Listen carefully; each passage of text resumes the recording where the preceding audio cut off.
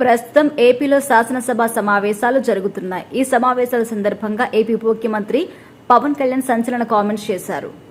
ఆంధ్రప్రదేశ్ ప్రజల్లో చైతన్యం తేవడానికి మేము అనే భావన కలిగించడానికి ఆయన కాస్త కటుగానే మాట్లాడారు.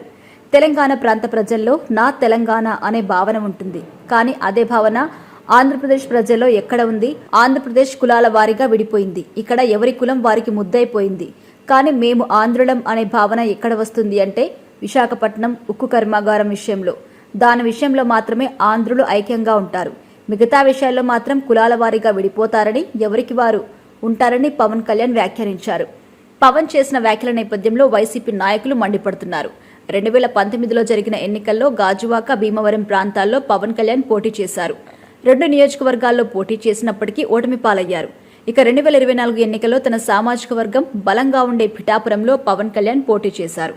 ఒక మహిళపై గెలవడానికి ఎన్నో ప్రయత్నాలు చేశారు. తనకున్న సామధాన భేద దండోపాయాలు ఉపయోగించి పవన్ కళ్యాణ్ విజయం సాధించారు.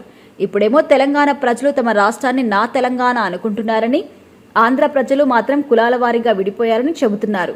కులాల వారీగా సమాజం విడిపోయినప్పుడు ఆ సమాజాన్ని ఏకం చేసే పనిని పవన్ కళ్యాణ్ చేయొచ్చు కదా. గతంలో ఆయన గాజువాక, భీమవరంలో పోటీ చేసినట్టుగా గడిచిన ఎన్నికల్లో పోటీ చేయొచ్చు కదా.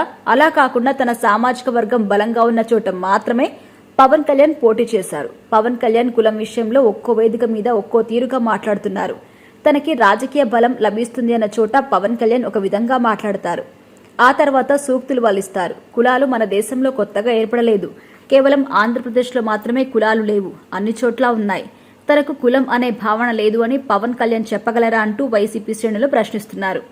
మరోవైపు కులాలు లేని సమాజాన్ని సృష్టించడమే పవన్ కళ్యాణ్ ఉద్దేశమని, అందువల్ల ఆయన ఈ వ్యాఖ్యలు చేశారని జనసేన నాయకులు చెబుతున్నారు.